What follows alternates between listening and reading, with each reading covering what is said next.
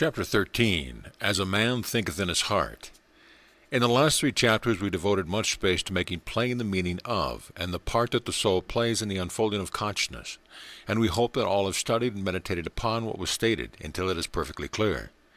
Until you know yourself as a soul, and can distinguish yourself from your mind and its personality, and know your identity with your higher self, you will not be able to grasp intelligently all that follows. We will assume, however, that all can do this, and also that all have an intimate acquaintance with the teaching of the impersonal life, so that if you are not yet conscious of the soul plane, you will be more at home when we speak of and show you how to apply some of the impersonal truth to that which has been taught about the soul and about the kingdom. We have led all aspirants to the entrance of the kingdom.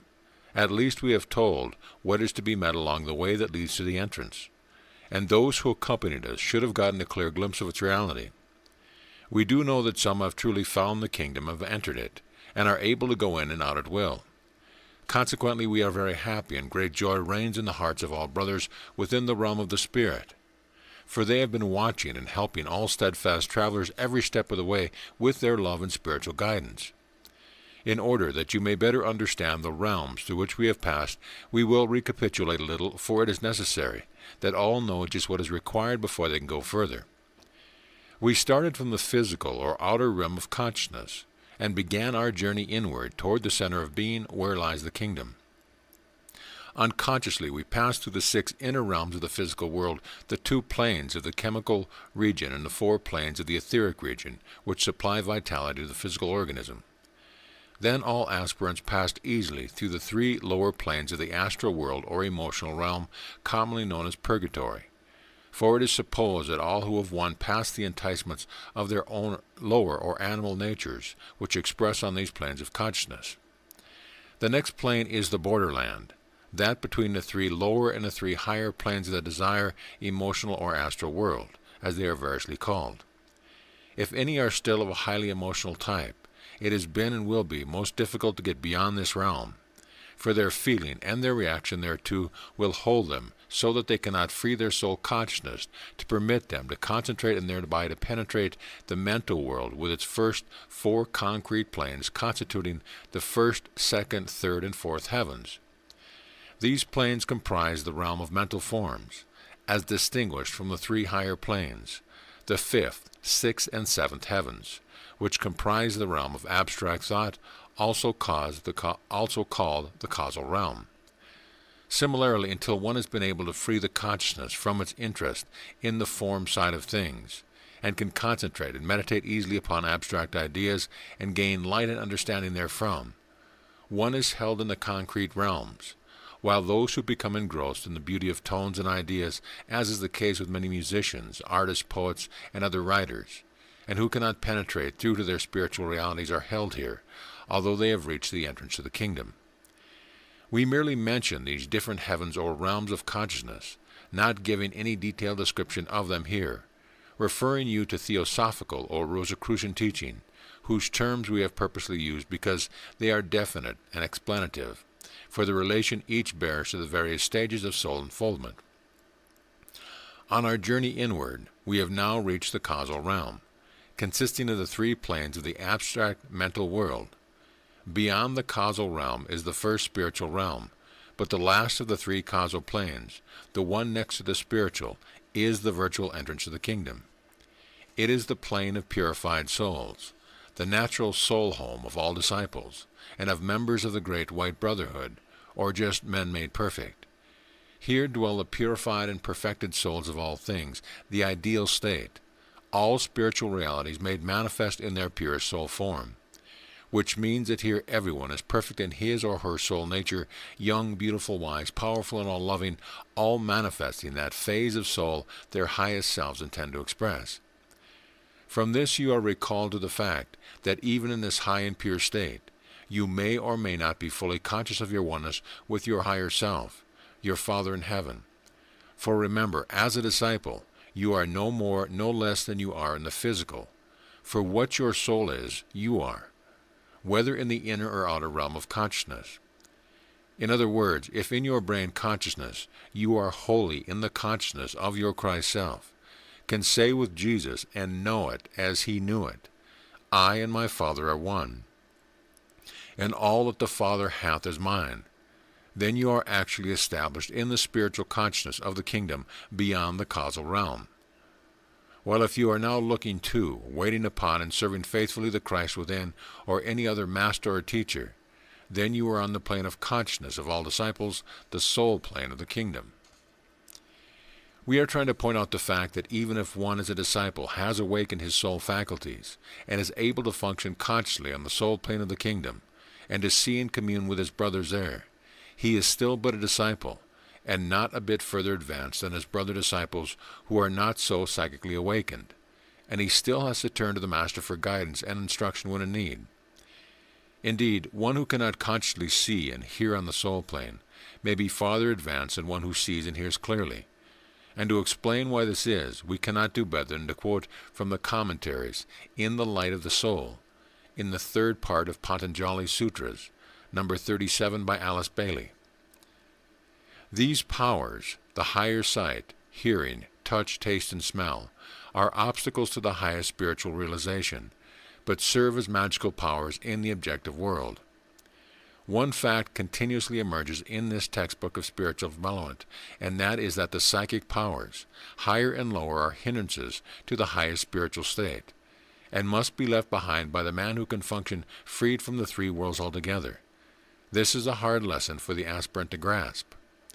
He is apt to think that a tendency toward clairvoyance or clairaudience is indicative of progress, and a sign that his practice of meditation is beginning to take effect. It might prove just the opposite, and inevitably will, should the aspirant be attracted by or attached to any of these forms of psychic faculties.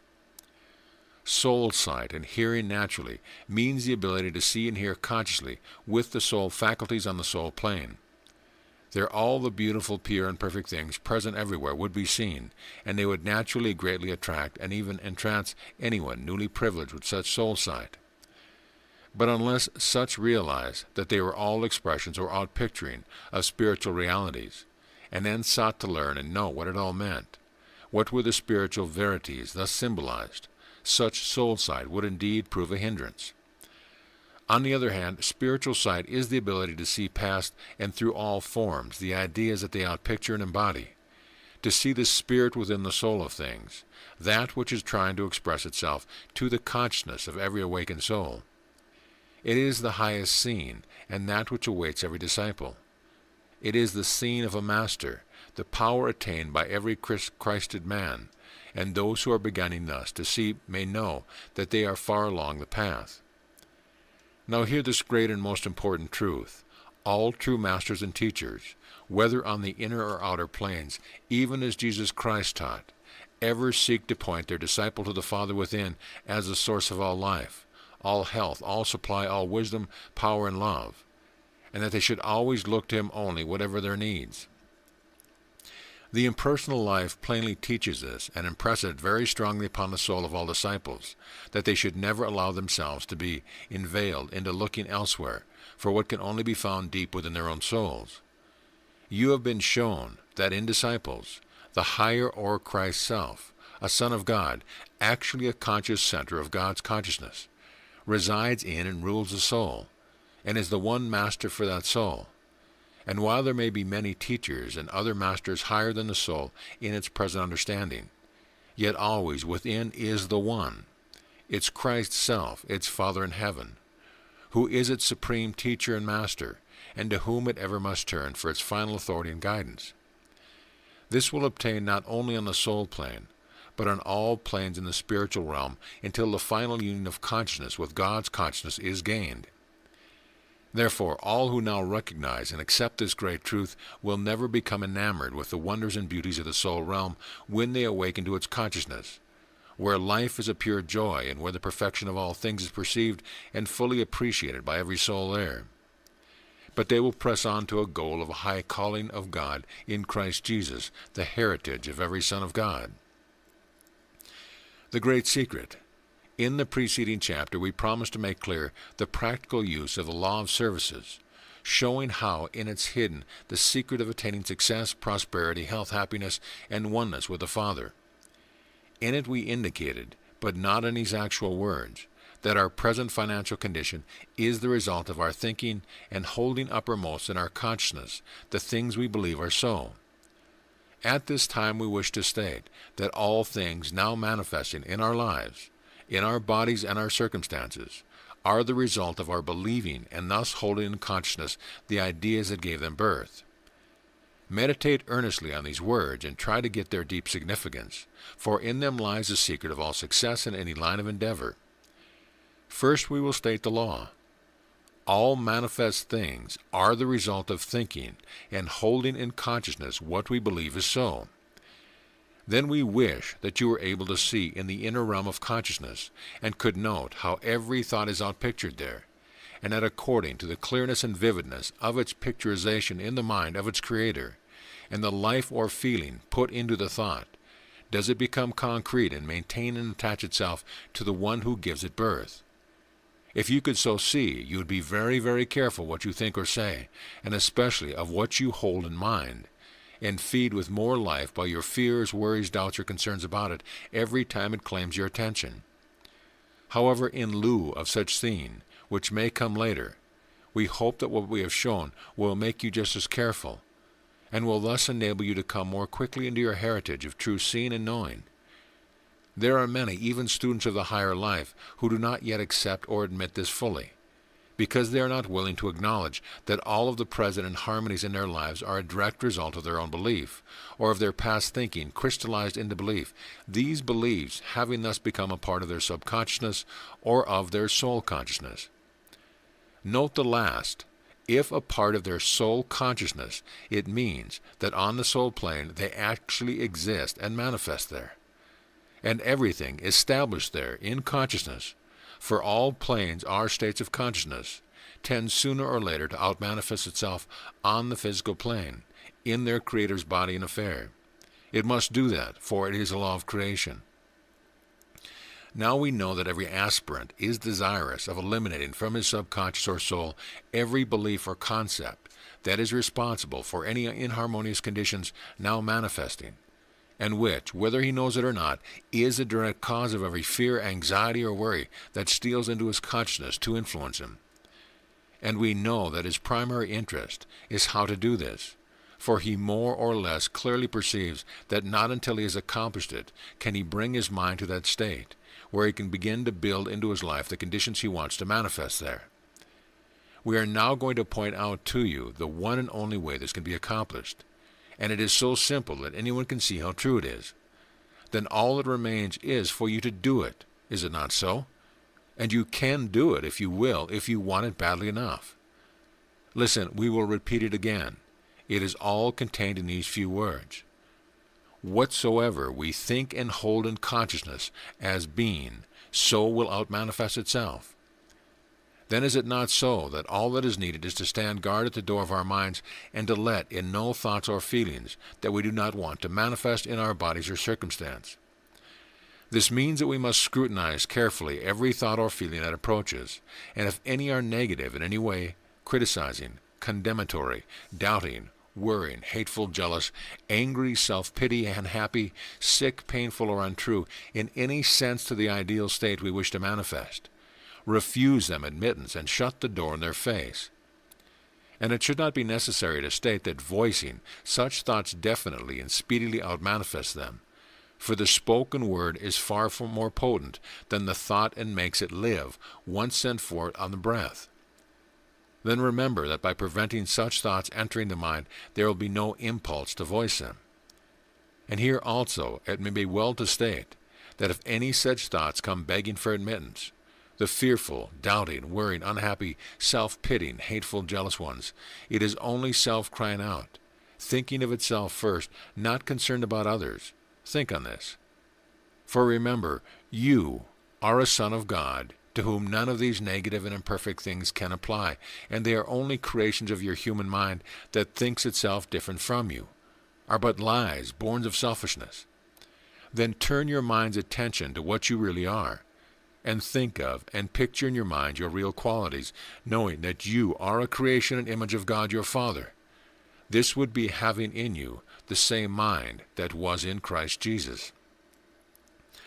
A good thing at such times is to sit back coolly, as it were, and study your mind, and watch all the thoughts that come claiming your attention, and learn to discriminate between them, to know their source, whether they are your own creation or someone else's, and particularly to note how many of the negative ones are your own, and how they keep coming back to you to be fed by more of the feelings which gave them birth and have kept them alive since. This will prove a very illuminating and helpful exercise.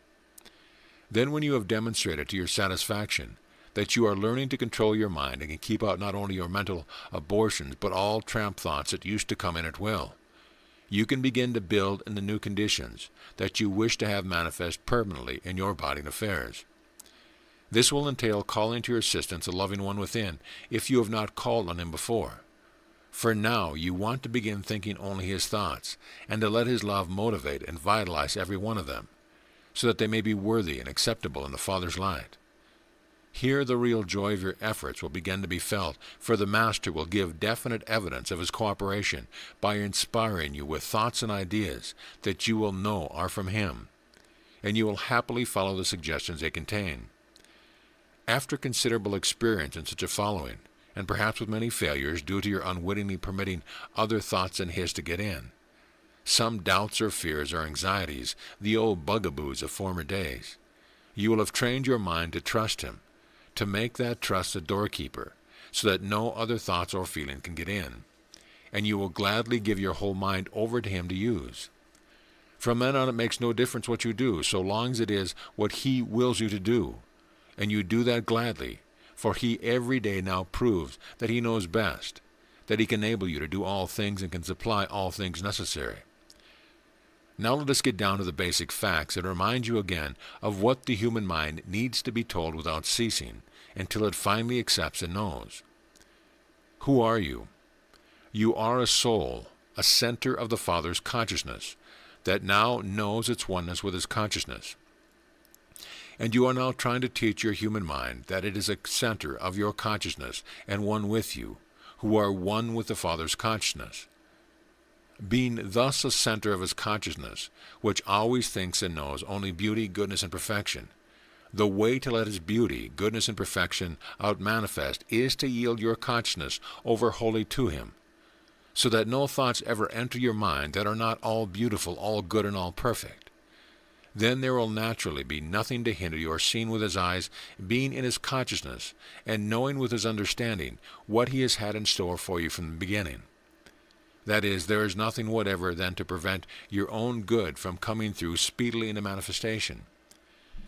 Hence, there can be no greater success in life than such letting go of all your own personal ideas and opinions, and abiding in your Father's consciousness, so that your highest good, which is planned for all of his children, who are able to give up self and the lie of separation, can come forth and be in the outer, even as it already is in the kingdom.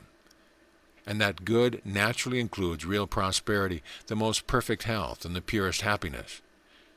Can you not see that this must be so? When your mind becomes a center in which nothing out of harmony with divine mind can enter, then such a mind is a center into which must pour continuously the rich, healthy, loving consciousness of God himself. Likewise, you can then see how, when such consciousness enters, love and its law of service automatically rule, and how success and happiness must naturally follow, for harmony then out-manifests, and that means harmony in every department of life.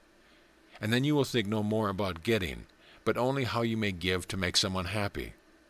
And you will be no longer concerned about prosperity, health, or happiness for self, for you know that as you give yourself, your mind and heart fully to the Father for his use, he will provide everything necessary to enable you to do the work he gives you to do. Tithing, it will be no more, for you gladly give all to him, all that you have, all that you are, and all that you hope to be. Think this over all carefully, a sentence at a time, until you get fixed in your consciousness the wonderful truth here shown. It is all definitely confirmed in these words. As a man thinketh in his heart, so is he. Also in these, if ye abide in me, in his consciousness, and let my words abide in you. Think only his thoughts, and hold them unwaveringly in consciousness, that is, believe them. Ye shall ask what ye will, and it will be done unto you. You need not even ask. They will automatically out-manifest for you whenever there's a need. Therefore, dear ones, watch carefully your thinking, especially the thoughts that you carry around in your heart about those closest to you, about your business, your job, your health, or any condition in which you find yourself. These thoughts should be always and only positive, optimistic, self-confident, happy, kindly, fearless, seeing only the good in everything, and absolutely trusting in your Father to bring to you your highest good. For such are His thoughts for you, and what He purposes for you, and anything less in quality or quantity you may know are of self, are separative, and have no part in His consciousness. End of chapter.